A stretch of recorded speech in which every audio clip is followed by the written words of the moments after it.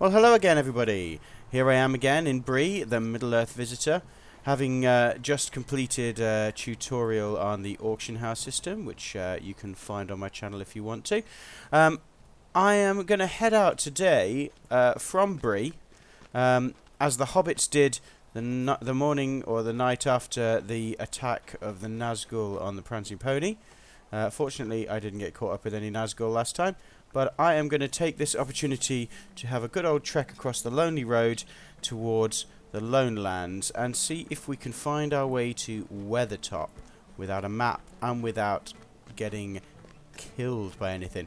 As I've told you before, I'm doing these travel logs with no map. I'm doing them with no heads-up display in order to show you the true beauty of the landscape of Middle-earth as I travel.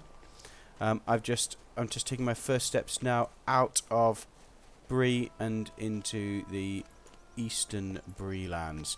Now, this area of Bree land is actually a slightly lower level area than I have been through on my previous travel log. However, when we get into Lone Lands, it is going to be a little more dangerous. Tomash here is about level 26 at the minute, so previously in some of the travel logs I haven't really faced much in the way of opposition, but today, a little bit later on, I might have to keep my wits about me in order to avoid being attacked and gobbled up by wargs or orcs or goblins along the way. So I'm going to go through here. I think these Tuskers are going to ignore me because they're too low level. Lovely, beautiful tree, the yellow tree here. There are a few flowers around here because there's quests you can do here in the early stages if you decide to take some of the quests in Breeland. There's some really beautiful sort of lighting effects. I don't know how well YouTube demonstrates those, but there are some lovely lighting rays. Old how the game might be, the graphics are still beautiful to look at. I think, personally. I'm just heading up over this ridge. If I look down here, you can see the Midgewater Marshes, which are referenced in the Lord of the Rings novel. And also, I think in the film of the Fellowship of the Ring, there is one tiny little cutscene where they're walking through the marshes, and Merry says, do they not want anything to eat?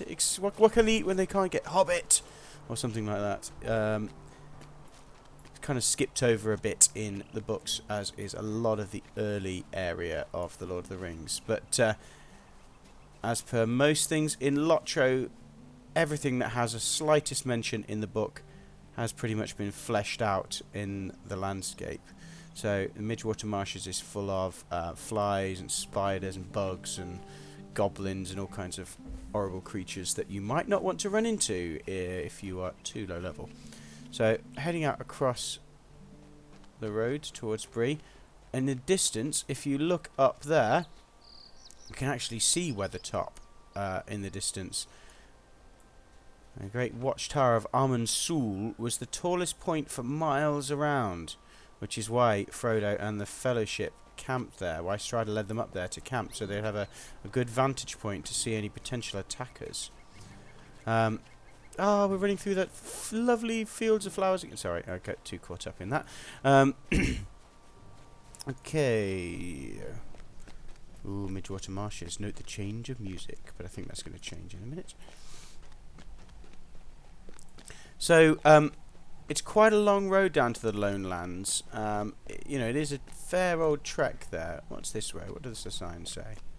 The sign says... Might float your names on just quickly so that I can see. No, where is that going to head? Let's have a look. I think that might take us down to the homesteads. Yes, it does. So, I'll have to show you a tutorial at some point on the housing system and how that works. But if I show you just quickly, this is the entrance down here to the Breeland housing area. Now, in LOTRO, you are actually able to buy your own house and kit it out with all your furniture and trappings. I'll have to do a tutorial on that another time because I haven't got time to do that today. But basically, you can buy houses in Bree, in the Shire, in Ered Luin, Elvish style. Elvish style houses in Ered Luin.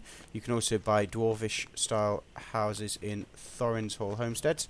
There are also premium houses available that you can only buy through the LOTRO store in the Bay of Balfalas in Western Gondor.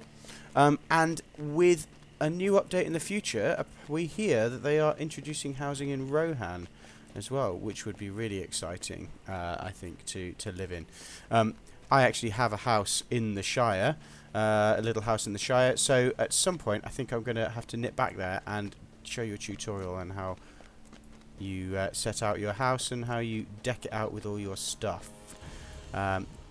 You can buy houses with in-game gold, actually, so it's quite convenient little side thing, and a nice little place to store a bit of stuff that you don't have room for in your vault. And as you quest through Middle-earth, you'll find lots of little bits and pieces that you can add into your house. So yeah, the Breeland homesteads we've just passed there, which is the village in which people can buy houses in Bree. But as I said, I'll do that in a future tutorial. We're still in Breeland at the moment, but we won't be for long. Heading down this beautiful country lane, you can still see the Midgewater Marshes to my left, but up ahead I think you can see, there we go, we've got a closer view of Weathertop now. If I stop quickly and have a look at that so that the resolution on YouTube improves a little bit while I'm static. You can see the watchtower of Amon Sul, otherwise known as Weathertop, but also you can see the Forsaken Inn there, which we're going to head towards now.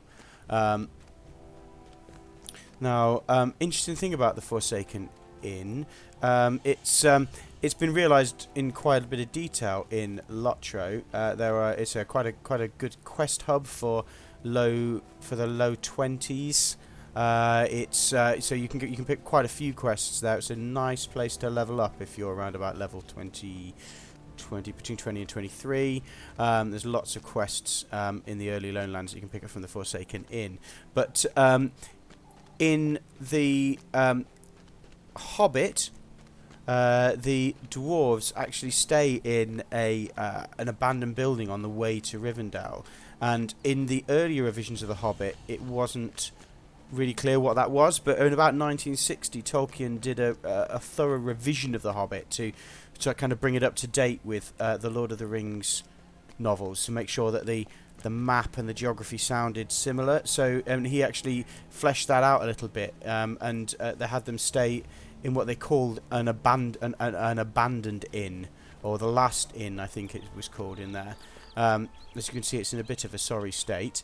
The dwarves and Gandalf and Bilbo stayed in the ruins of what is likely to be the Forsaken Inn in the Hobbit. And on one of the maps actually that Tolkien drew, the Forsaken Inn is marked on there with the initials FI, and it was confirmed by Christopher Tolkien that did mean Forsaken Inn. Here we have the Forsaken Inn, the last outpost on the east of Bree, as you head into the Lone Lands for some adventures. There's also a stable master there, as you can see. I've met that stable master already, so I don't need to go and click on him. But they're all a bit depressed in the Forsaken Inn. You go in and they say things like "Woe is me," and "Will nobody end my misery," and things like that. I always think that's a little bit dramatic. But then, if your roof looks like that, maybe you have got more problems than you think. So, nice broken bridge there. Here I am heading into the Lone Lands now. Now things are definitely going to attack me if I get too close to them here. And I should be alright for a minute, but as I get closer to Weathertop, you will find that it will be a little bit harder to avoid creatures. Some point as well, I'm going to have to leave the road. Generally speaking, the road is quite a safe place to be on. So if you are in a high level area, and you fancy, if you fancy doing a little bit of scouting through a high level area as a lower level character, you feel like living dangerously, the road is a good place to be, because it tends to be safer to stick there. However, in order to get up to Weathertop, I'm going to have to find a way up without the road. Blimey. Now, I always find this difficult when I get to Weathertop. I always find it hard to remember how to get up there, which way to go. And as I'm not using the map, that is a little bit tricky. Oh, something's seen me. It's a goblin. And now I've got to fight without my HUD on. Ah! Sucker. Oh, I can't even do emotes. I was going to do a mock emote then, so that I could blow a raspberry at him, but it won't even let me because I haven't got my HUD on. Oh, darn. I'm going to have to see if there's a way I can do that, because it might add a little bit more character to what I'm doing. I wasn't very careful there. I needed to... he jumped out of a bush. He out-stealthed the burglar. How dare he? Can't have that. Oh, and another one. And another one. Oh, no. Just jumping at shadows there. Sometimes when there's stealthy creatures about, you get a little wispy icon above your head, and it indicates that you've spotted a creature attempting to move stealthily about. And sometimes you can spot the stealthers before they spot you, which is advantageous. So, yeah, obviously the Hobbits and Strider came up to Weathertop in the middle of the night, looking for somewhere to stay, looking for somewhere to shelter on the way to Rivendell. I mean, obviously in the Lord of the Rings Online, as in many other open world games, the scale of things has been scaled down a little bit. You can't actually travel, you know, it isn't actually you know, hundreds of miles from place to place. It, you know, it's scaled down a lot, otherwise it would just be a little bit dull. I'm going to stealth this orc here, otherwise it would be a little bit dull trying to get places. I'm going to see if I'm going to nail him with a backstab. You can't beat me. He always stealth the orcs. Ooh, nice bit of fresh water. Get a drink. Oh, that's better. Nice shower as well. Haven't had a shower for a while. Been on the road. Gets a bit smelly, you know. Especially with these big hairy feet. They collect all kinds of dirt. Ha. Dead. Yes. Okay. I don't want to kill the piggy. Let's keep away from the piggy. Ah, where are we? Oh. Ah, a Crebain. Now, in Lord of the Rings, the Crebain are the spies of Saruman. So, we're not going to get too close. We're not going to let them see us. I'm going to climb Weathertop in a second, but I'm going to introduce you to my little friend down here in a second. White-hand Pillager. We can sneak past him, but first, let's kill him.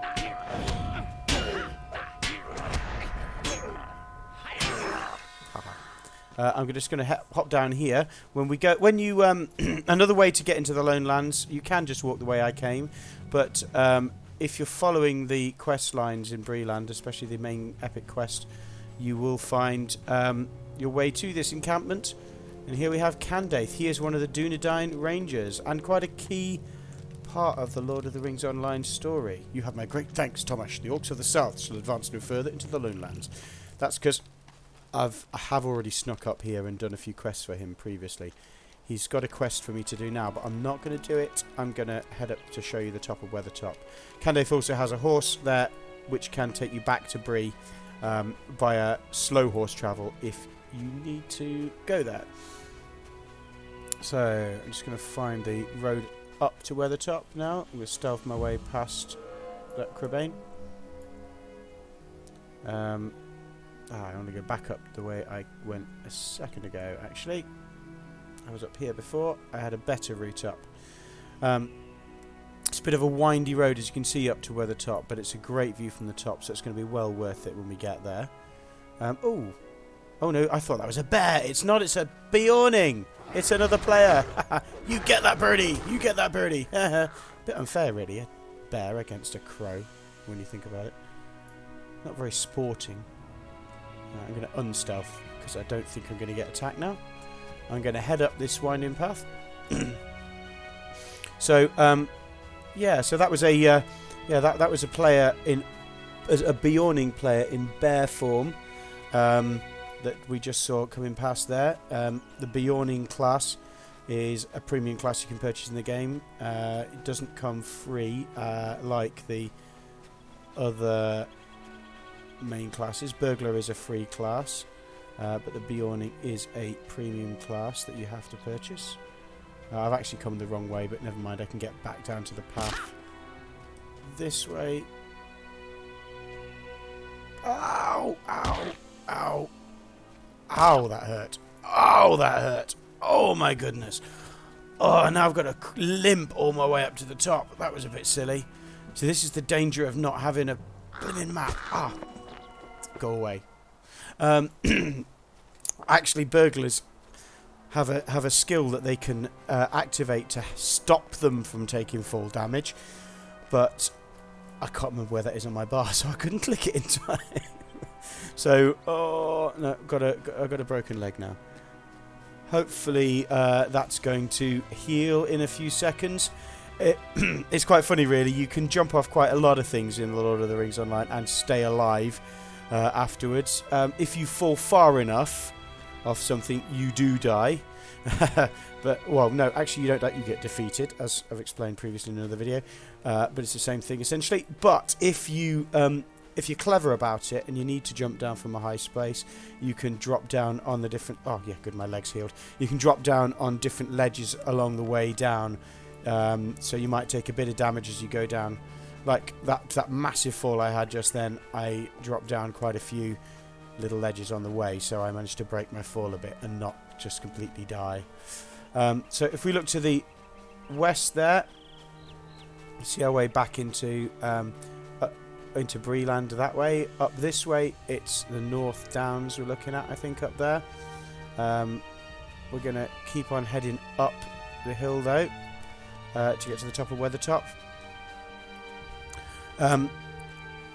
As we know, Weathertop was the seat of the Nazgul attack in the Fellowship of the Ring, where Frodo took his wound from the Morgul blade of the Witch King, a wound that haunted him right to the end of our tale. And you can see we're starting to get some great views of the landscape from up here as we climb our way up. In the epic quest as well, you actually do an instance to retake Weathertop, which I've done a couple of times. There's a solo and a fellowship version of the instance, which you can do. I think that's probably the instance that I had waiting for me down there from Candaith at the bottom of the hill. Was the attack on Weathertop instance, which you reclaim it from orcs and a massive troll at the top.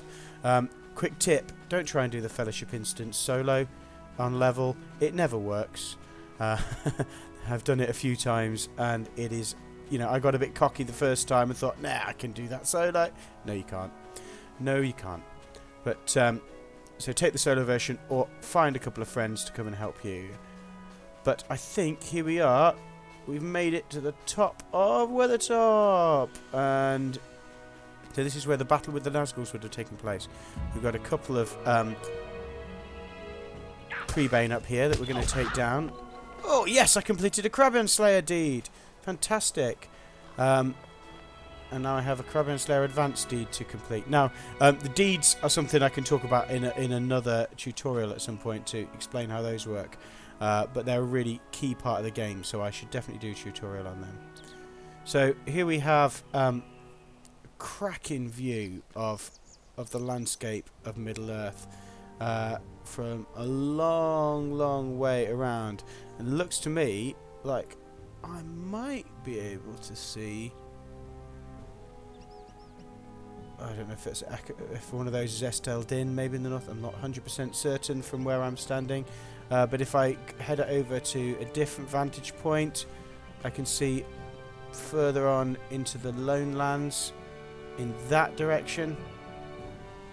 Because I've lost my heads-up display now, I can't even see which way west and north is. And I've got my sense of direction a little bit out. I'll take him down. If I look out back out that way, I can see the swamps of Hollowegg at the southeastern reaches of the Lone Lands. Heading on that way would be the direction of Rivendell and the Misty Mountains, which we'll head on over there in the next travelogue. I think, like Frodo and the Hobbits, this is going to be a good place to camp for the night. I don't think I'm going to go any further today because that was quite a long trek. But thanks very much for watching. Take a look at my other travelogues and tutorials. Look out for the next one in which I will head down the rest of the Lone Lands and into the Troll Shores. Thanks very much for watching. Hit subscribe if you liked it, and yeah, feel free to put a comment, let me know what you thought. Thanks very much. See you later.